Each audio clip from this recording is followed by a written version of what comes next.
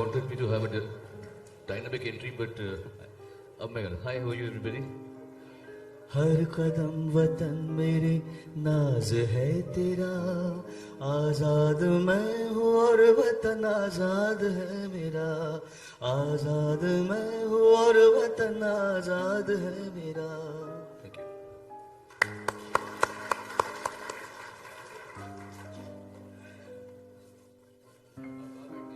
मुझे लगता है इस आवाज के साथ थोड़ी सी नाइंसाफी हुई है तालियों की आवाज में.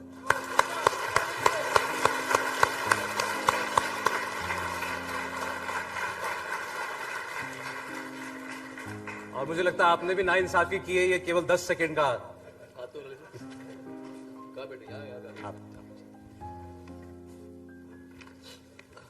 आप पहले बात सुनना चाहते हैं गाना?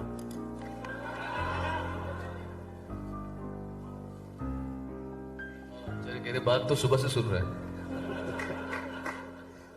सदे से आते हैं हमें तड़पाते हैं, जो चिट्ठी आती है वो पूछे जाती है कि घर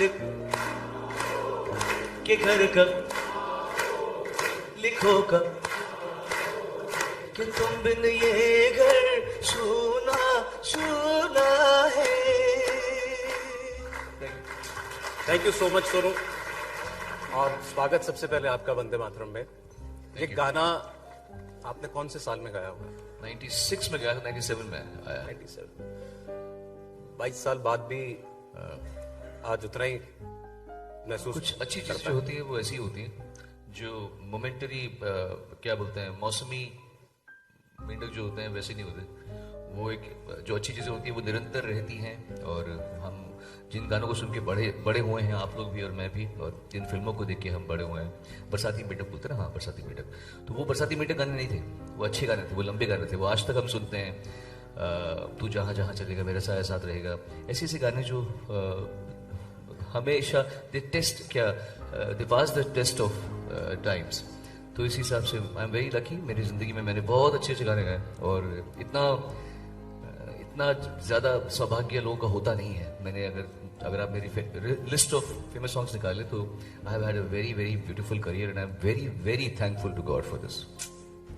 देखिए, जब आपने ये गाना गाया था 96-97 में, तब भी इस गाने को सुन के लोग इमोशनल होते थे, भावुक होते थे, आंसू निकल पड़ते थे लोगों में. और आज ये कहना पड़ेगा कि दुर्भाग्य है कि देश एक बार फिर उसी भावनात्मक दौर से गुजर रहा है, तकलीफ के दौर से गुजर रहा है. दर्द की अनुभूतियां लोगों को हो रही हैं. होना नहीं चाहिए था लेकिन हुआ. और इसके बीच सोनू निगम साहब एक बड़े इमोशनल आदमी हैं, कलाकार हैं, वैसे भी सेंसिटिव हैं. और पुलवामा का जिस दिन हादसा हुआ उस दिन इनका दर्द गुस्से में फूटा, जैसे बहुत से हिंदुस्तानियों का. और आपने एक छोटा सा वीडियो रिकॉर्ड करके डाला था, मुझे याद है. हाँ, एक तो पहली बात तो है कि इसके पहले कि मैं कोई आर्टिस्ट हूँ या कलाकार हूँ, पहले तो मैं एक इंसान हूँ, और इस समय मैं भारत का नागरिक हूँ.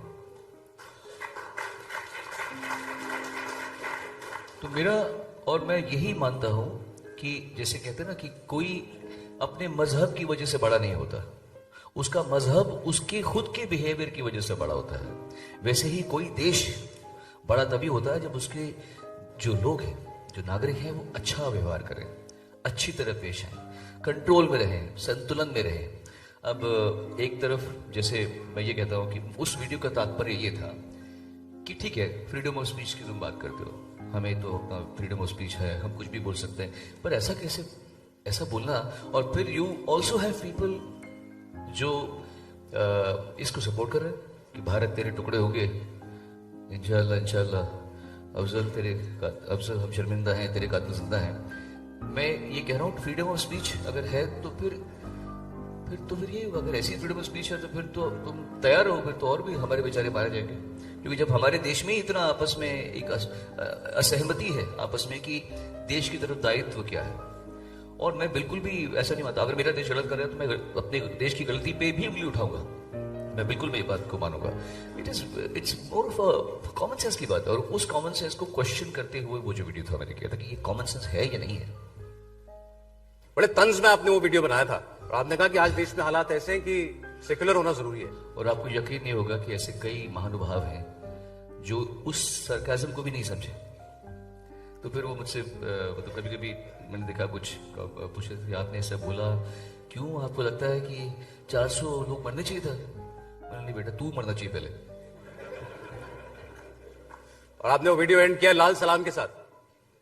हाँ, मैंने सोचा कि जब पूरा ही फिल्म बन चुकी है तो एंड टाइटल भी अच्छा डाल दूं, इसलिए लाल सलाम। अरे आपको तकलीफ क्यों हुई थी इतनी उस दिन? आपको क्यों हुई थी? मैं पुलवामा की बात नहीं कर रहा, पुलवामा में तो सबको हुई थी। उसके बाद आपने जो और बातें कही थी, कोई तो ट्रिगर रहा होगा जिसने आपको मजबूर किया कि मुझे अब कुछ कहना पड़ेगा। मैं तो वो वीडियो मैंने बनाया था उसी दिन जब ये हुआ था, और हम सब सकते में थे इस तरीके से। और फिर क्या होता है कि थोड़ा हम भी बड़े महान देश हैं, हम भी फटाफट एकदम इकट्ठे हो जाते हैं, और फिर हम इतनी बड़ी बात को एक छोटी सी चीज में कलाकारों को बैन करो।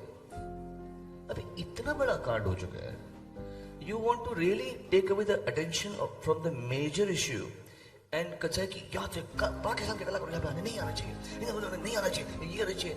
खुश है हम लोग, इसको बैन कर दिया यहाँ से। वो क्या बोलते हैं, आते बस लोग नहीं आएगा।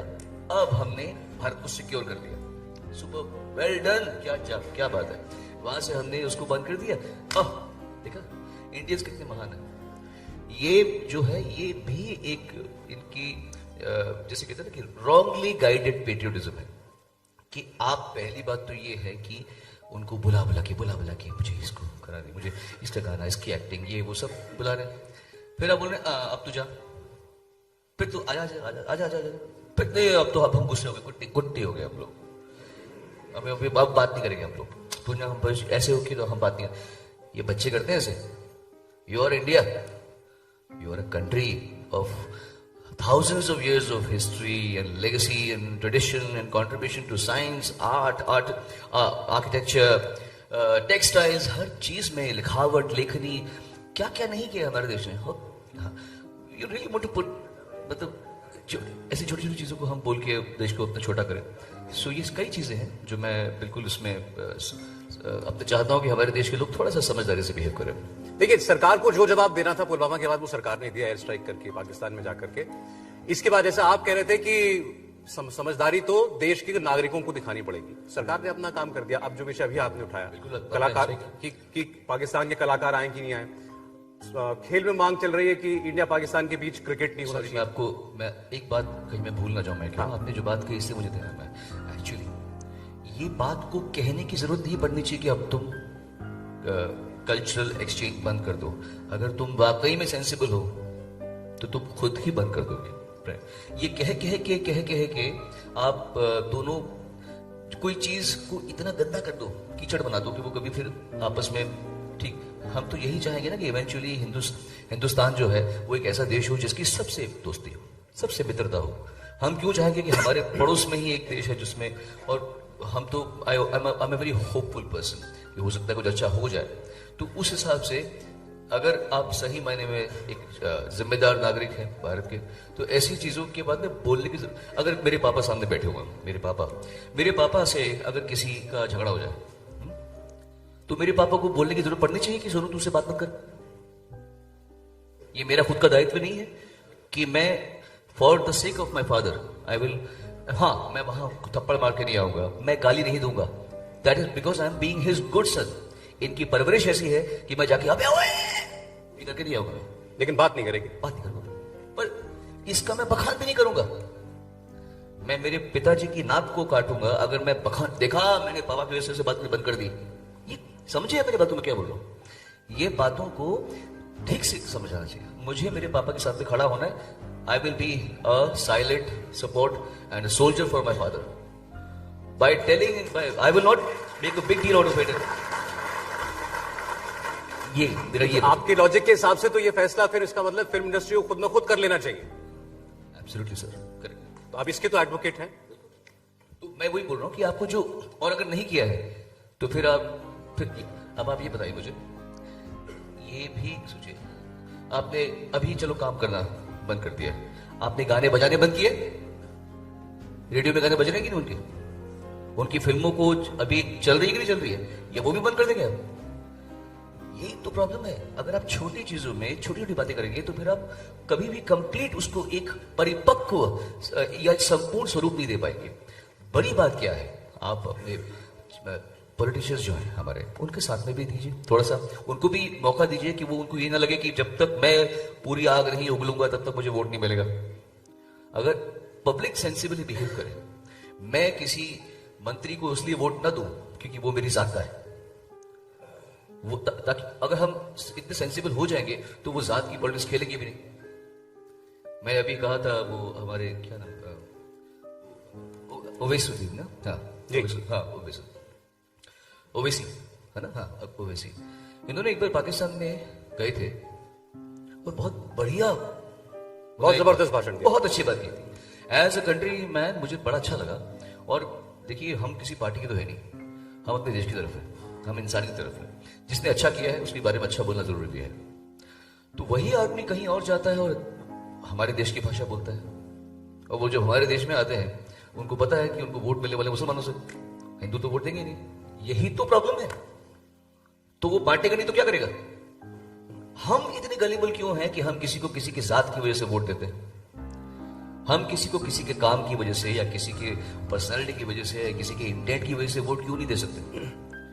तो a lot of things need to be rectified in the mind of the people। होगा, मुझे नहीं लगता कि हम कहीं गलत जा रहे हैं। हमने 70 सालों में ही कितना तरक्की की है, और इतना बड़ा देश है, इतने सारे डेमोग्राफिक्स हैं बेचारे। हमारे यहाँ ट्राइबल्स भी रहते हैं और दुनिया का सबसे रिचेस्ट आदमी भी रहता है। तो हम कैसे उम्मीद कर सकते हैं कि जो ट्राइबल आदमी है, जो पाषाण युग का समझो एक आदमी रह रहा है, जो हंटिंग पे रह रहा है, उसकी सोच और मुकेश अंबानी की सोच एक ही होगी? नहीं हो सकती ना।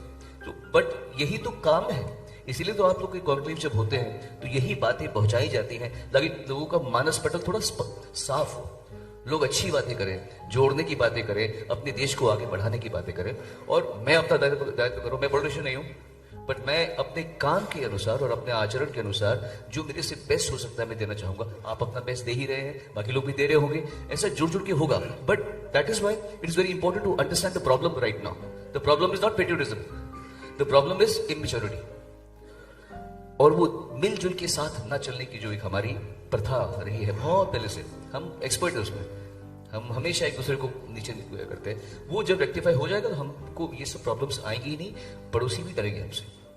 अभी आपने जिस डाइवर्सिटी की बात की भारत में, कि एक ट्राइबल भी रहता है तो एक मुकेश अंबानी जैसे भी रहते हैं जो दुनिया के सबसे अमीर लोगों में से एक हैं, क्या ये डाइवर्सिटी विचारों में उसका आप स्वागत करते हैं, खासतौर पर ऐसे मौके पर जब आप पाकिस्तान के साथ एक बहुत तनावपूर्ण माहौल में हैं, आपके जंगी जहाज जो है एक दूसरे को गिरा रहे हैं, आप उनके यहाँ जाके हमला कर रहे हैं, वो आपके यहाँ आतंकवादी हमला कर रहे हैं, ऐसे में अगर एक पार्टी का सुर कुछ और है, सरकार का सुर कुछ और है, कोई सबूत मांग रहा है, कोई कह रहा है गए थे कि नहीं गए थे, पेड़ गिराया है, क्या गिराया, ये सबसे बातें हो रही हैं, तो ये डाइवर्सिटी वहां भी लागू होनी चाहिए? मेरे हिसाब से सेंसिबल लोग तो यही सोचेंगे और यही चाहेंगे कि जब किसी का देश ऐसी विषम परिस्थितियों से गुजर रहा हो तो सबकी आवाज और सबका सुर एक होना चाहिए। हम गाना गाते हैं, हम कहीं संतूर बज रहा होता है या ढोलक बज रहा होता है या कहीं कोई कीबोर्ड बज रहा होता है, फ्लूट बज रही होती है, फिर मैं गा रहा होता हूँ, हम सबका सुर एक होता है तो गाना बनता है। मैं भलते सुर में गा रहा हूं, फ्लूट कुछ और बजा रही है, संतूर कुछ और बज रहा है, तो ऐसे होगा नहीं ना फिर। इस बार बेसुरी तान थी जो सुनी आपने। एक्चुअली मुझसे बहुत एक्सपर्ट लोग यहाँ बैठे हैं जो इतनी अच्छी बातों को जानते हैं, बख्शीश वगैरह जो सब समझते हैं, और काफी लोग, आप लोग भी खुद इतने, देखिए मेरा तो एक लिमिटेड नॉलेज होगा, आप लोग तो इसमें घुसे हुए हैं।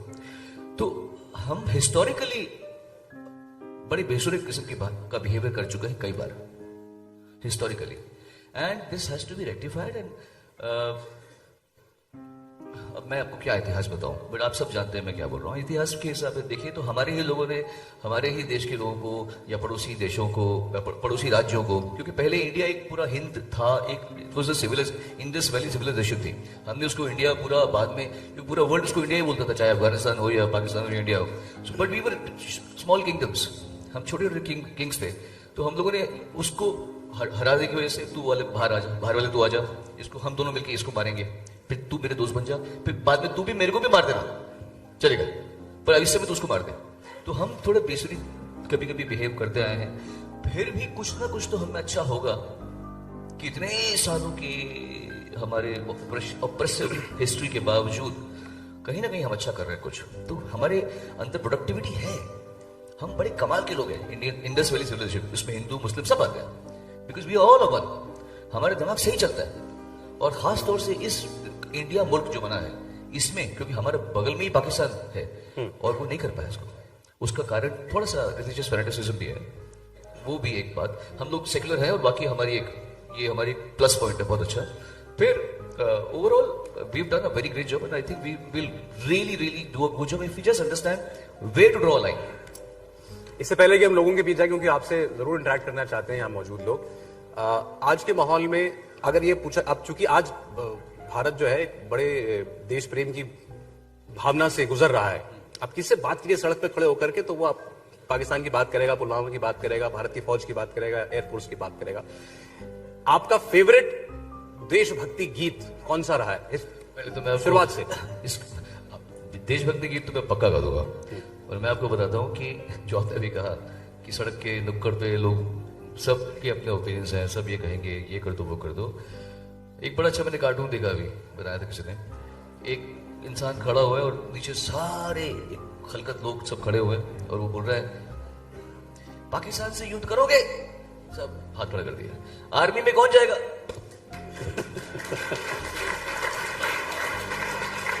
है सर, मतलब आप ट्विटर पे बैठ के, फेसबुक पे, एक मतलब 16 साल का लड़का माँ बहन कर रहा है बाकियों की, मतलब ये हमको इंडिया को ये करना चाहिए, इंडिया को पाकिस्तान को रौंद देना चाहिए। अबे हलवा है क्या? लड़ाई क्या होती है पता है?